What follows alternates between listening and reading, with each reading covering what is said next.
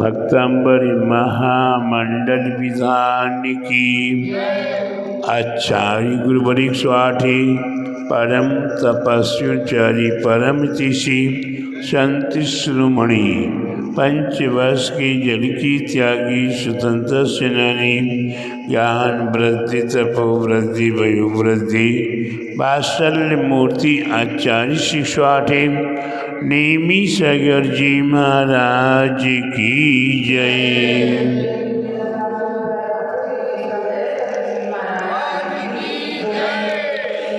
भव्यात्माओं, हम अपने जीवन में आज भरत क्षेत्र के अंदर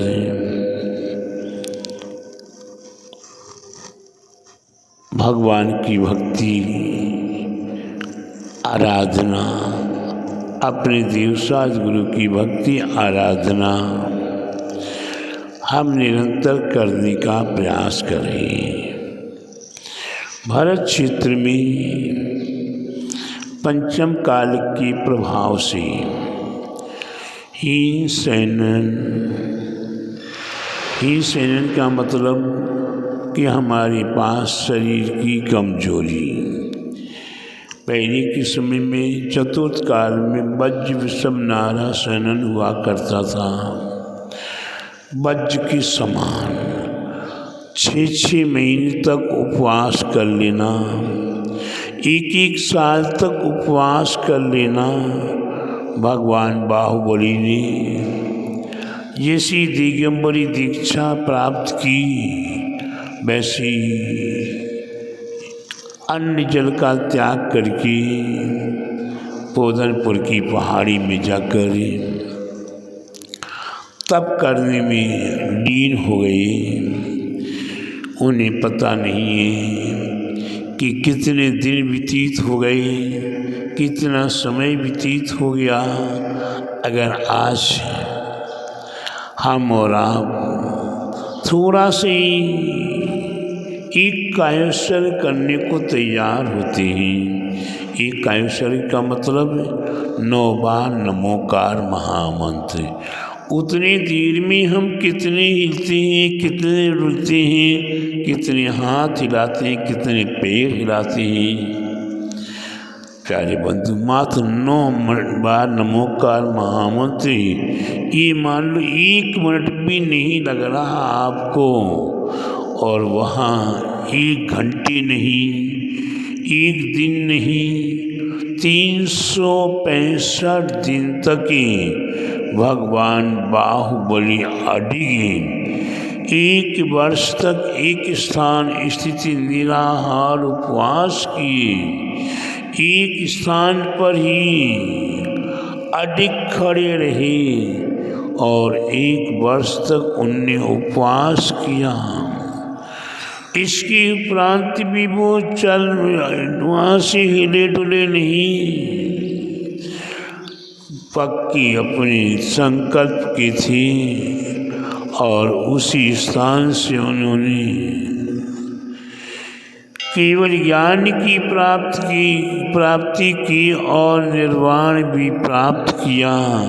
इसी भगवान महान तप के धारी, उन्हीं के पिता भगवान भरत प्रभु के पिता आदिश्वर प्रभु आदिनाथ ने भी जब दिगंबरी दीक्षा ली तो 6 महीने का उपवास करके बैठ गए, और 6 महीने के उपरांत जब आहारचर्या के लिए गए तो आहार की विधि कोई नहीं जानता था, क्योंकि उससे पहले कल्प वृक्ष थे। लोगों को नहीं पता कि दिगंबर साधु कैसे होते हैं, दिगंबर साधु का आहार कैसे होता है, नहीं पता था। ऐसे भगवान आदिश्वर प्रभु 6 महीने तक आहारचर्या के लिए आना जाना करते रहे, नगर नगर शहर में, लेकिन आहार नहीं मिला। प्यारे बंधु, ऐसा वज्र विषम नयन सुनारा सनन था। आपने सुना है हमारे हनुमान प्रभु हुए। हनुमान जब अपने मामा के साथ विमान में जा रहे थे, खेलते खेलते गिर गए, नीचे पहाड़ के ऊपर गिरे और जिस पहाड़ पे गिरे वो पहाड़ चकनाचूर हो गया।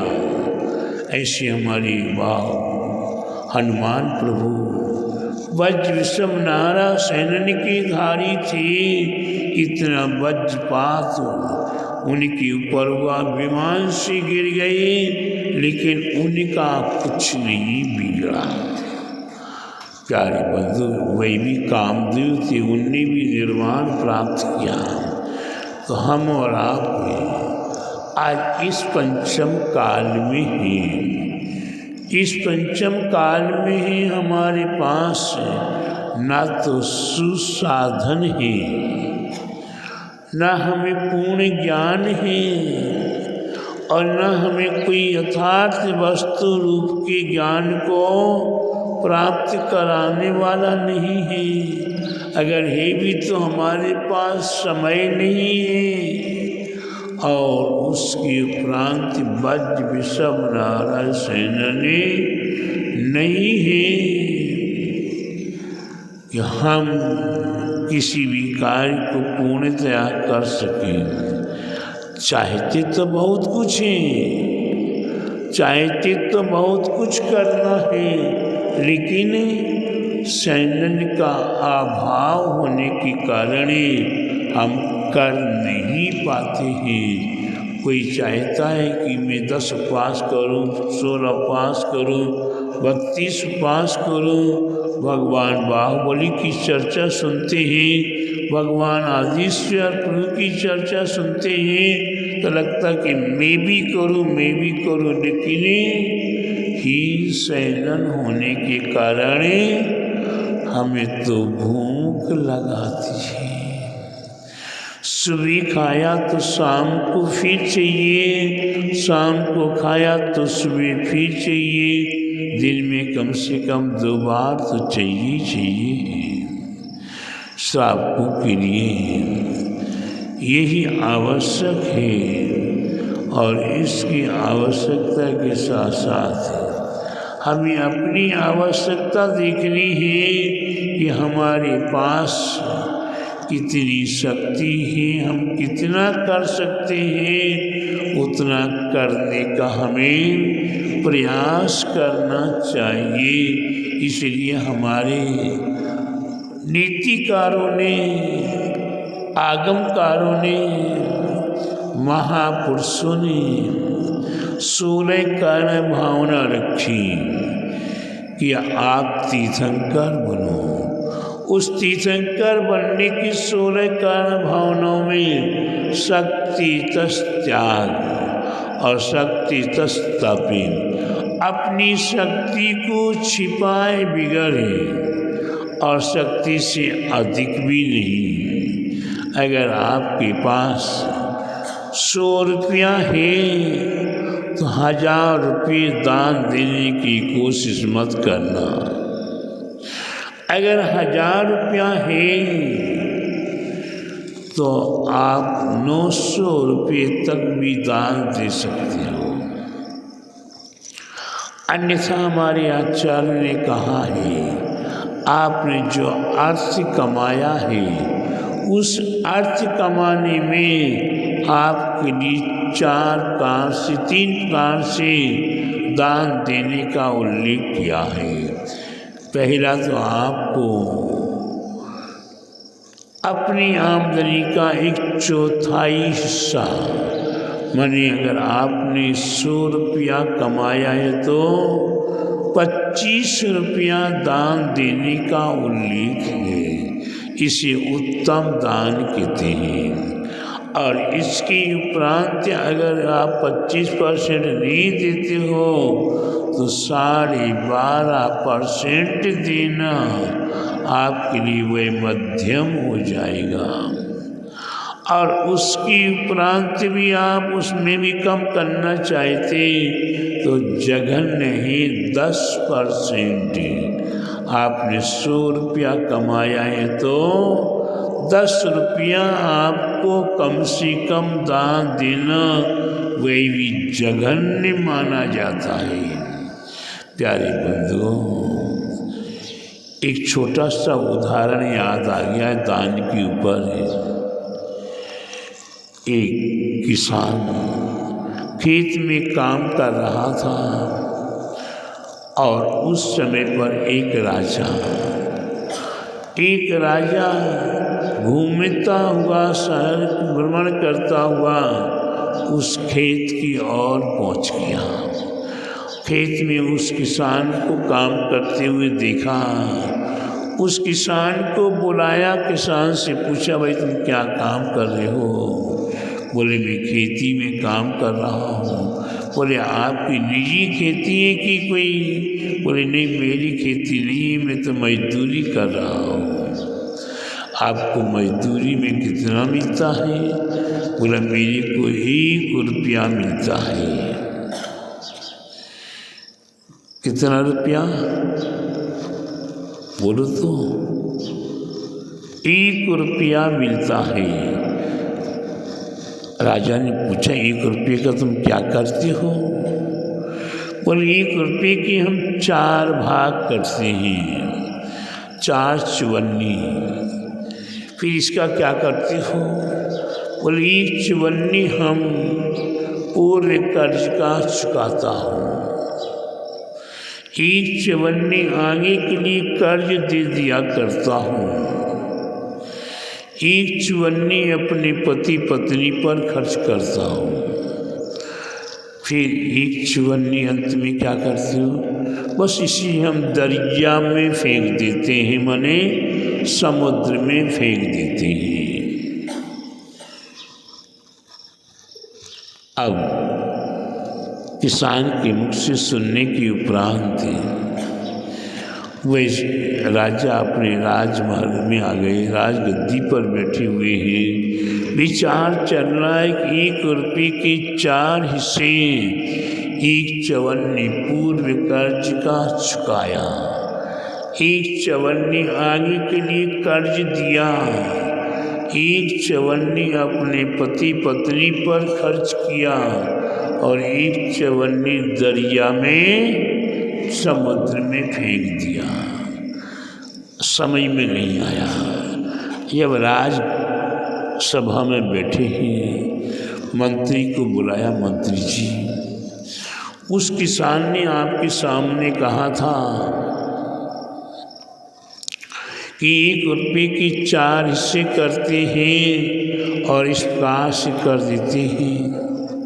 इसका अर्थ क्या है? इसका मतलब क्या है? मैं आप लोगों से पूछूं कि आप लोग भी बताइए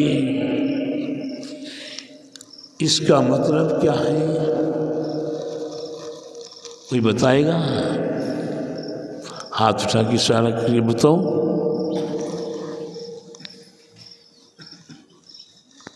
संतोष जी, पवन जी, बत्ती भैया, काजू बादाम, कोई बताएगा? महेंद्र बाबू नहीं बता पाएंगे। ठीक उसी प्रकार से वह मंत्री भी राजा को नहीं बता पाए, तो राजा ने 3 दिन का समय दिया कि 3 दिन में आप बताओ। ये मंत्री जी इधर उधर खोजते हैं, पता करते हैं, 2 दिन हो गए, कोई पता नहीं चला।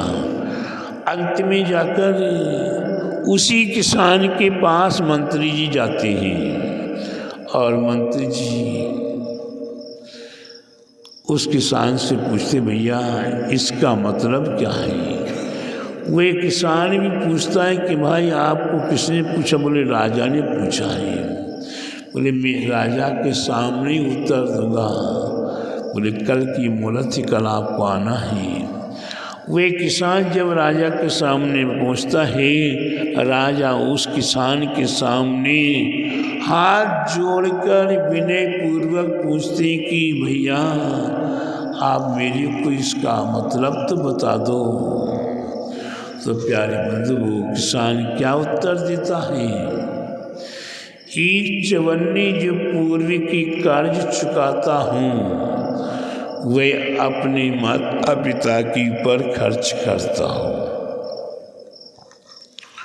क्योंकि माता पिता ने हमारे लिए जन्म से पाला पोसा और हमारे ऊपर खर्च किया है, तो उनका कर्ज चुकाता हूँ। एक चवन्नी आगे के लिए कर्ज देता हूँ, तो क्या बच्चे हैं उन बच्चों पर खर्च करता हूँ, वे बच्चे आगे चल के चुकाएंगे मेरा।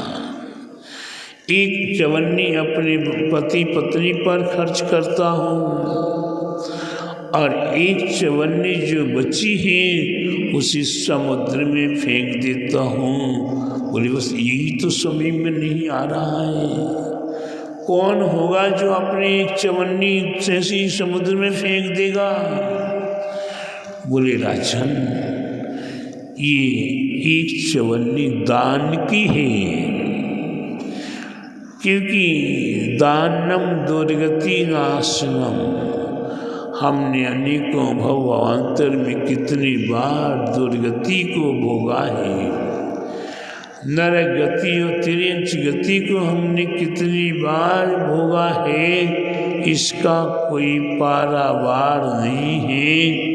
अब ऐसे नरक और तिर्यंच गति से हमें छुटकारा प्राप्त करना है, तो हमें दान देना होगा, दान देना होगा और दान देना पड़ेगा। क्या हुआ, एक दान देना होगा और एक दान देना पड़ेगा। दान देना पड़ेगा माने अंटर मार के लगाम वसूल करना है, और दान देना होगा तो खुशी खुशी देना है। उस दान देने में दान दिए हर्ष विषय, दान देकर हर्ष हो कि हमें नेमीगिरी के निर्माण कार्य में ये दान देने का सौभाग्य मिला है। कल राजा दीदी ने एक बात बताई थी, संध्या बेला में मैंने भी जानी है, मैं भी गया हूँ, मैं 2 बार मुंबई गया हूँ, 2 क्या 3 बार मुंबई गया हूँ। मुंबई में बोरी बनी और बोरी बनी में पोदनपुर में त्रिमूर्ति मंदिर बना हुआ है। उस त्रिमूर्ति मंदिर को बनाने में एक गुरुवर है, नेमी सागर जी महाराज, वह मेरी गुरु शिष्य, मेरी गुरु नहीं, और भी उससे पहले एक नेमी सागर जी महाराज हुए, वह नेमी सागर जी महाराज, उनने जब वहाँ बनवाना शुरू किया, नगर से बहुत दूर पड़ता था, नगर से 3-4 किलोमीटर दूर है। ये वो बनवा रहे हैं तो उनके लिए आहार जान देने वाला जल्दी कोई जाने को तैयार नहीं। और जो देखो वे महाराज को क्या पड़ी है, यहाँ बिल्कुल जंगल है, बीमान है, यहाँ क्यों पड़े हुए हैं, क्यों बनवा रहे हैं, क्या लेना देना है महाराज को, यहाँ कौन आएगा। प्यारे बंधु, महाराज को न जाने कैसे कैसे शब्द मेरे सामने तो बोलने की हिम्मत नहीं पड़ती, मेरे सामने यदि बोलने की हिम्मत नहीं पड़ती है, लेकिन उन महाराज जी के सामने तो जो आता बोल के चला जाता था। और उसके उपरांत भी गुरुदेव नेमी सागर जी महाराज इस भक्त से उस भक्त से उस भक्त से एन केन कारेण विशाल विशाल आदिनाथ भरत बाहुबली की त्रिमूर्ति विशाल मूर्ति खुले खड़े में विराजमान कराई। फिर इसके उपरांत एक चौबीसी बनवाई, धर्मशाला बनवाई। और आज उस जगह पर एक पैर देखने को जगह नहीं मिलती है। इतनी विशाल बनने के बाद प्रतिदिन हजारों आदमी पहुंच रहे हैं और वहाँ चातुर्मास करने के लिए लोग लालायित हैं, साधु संत लालायित होते हैं। यहाँ चातुर्मास करने का मौका मिल जाए। लेकिन प्यारे बंधुओं, इतनी भीड़, इतनी व्यवस्था टाइट है कि आज वहाँ हजारों व्यक्ति बिगर बुलाए जाते हैं। और जितने भी बड़े बड़े संगी भाई यात्रा करने जाते वो पोदनपुर में ही, क्योंकि वहीं इतनी विशाल जगह है। अन्यथा आज शहरों के अंदर ही छोटी मोटी गाड़ी खड़ी करने को जगह नहीं मिलती है। 4 आदमी इकट्ठे खड़े हो जाए तो पीछे से पुलिस वाले डंडे मार के भगाते हैं कि भैया जगह खाली करो।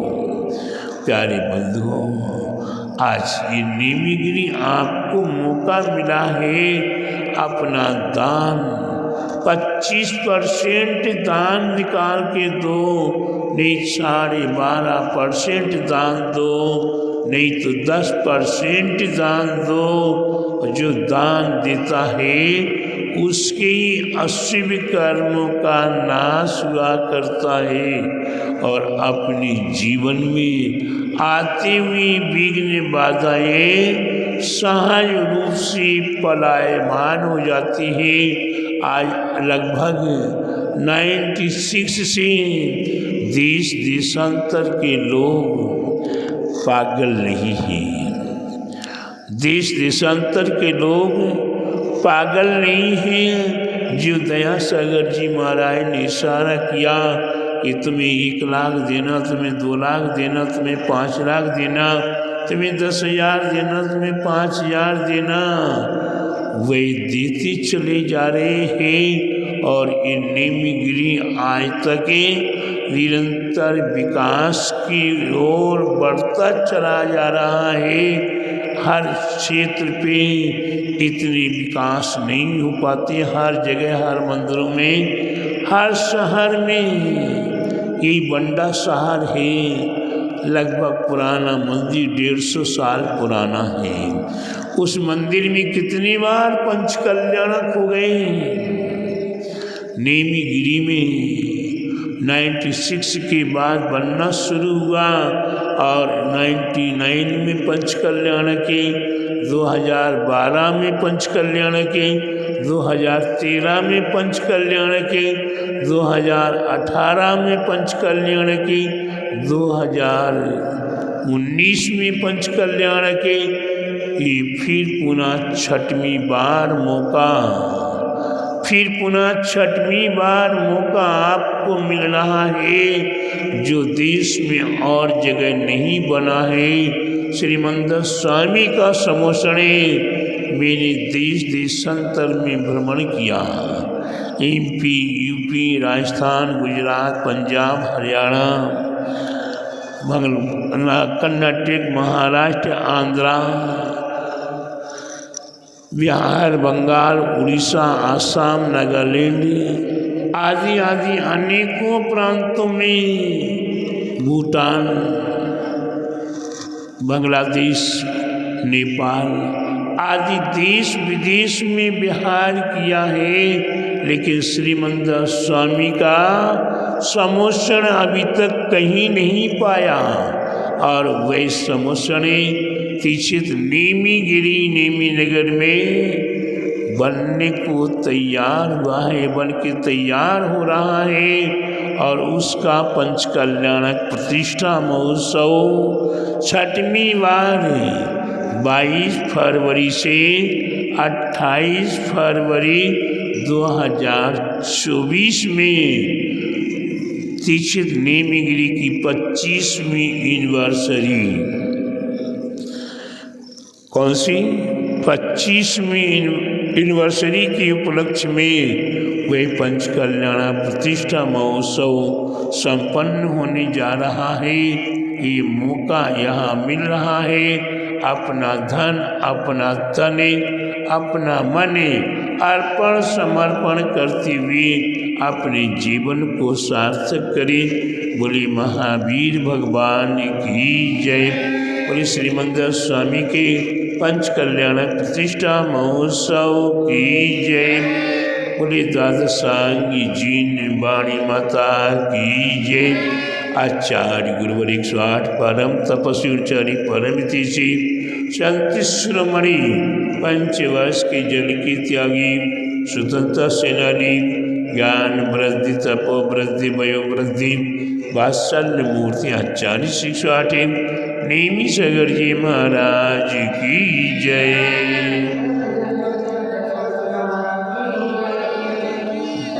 मंगलम।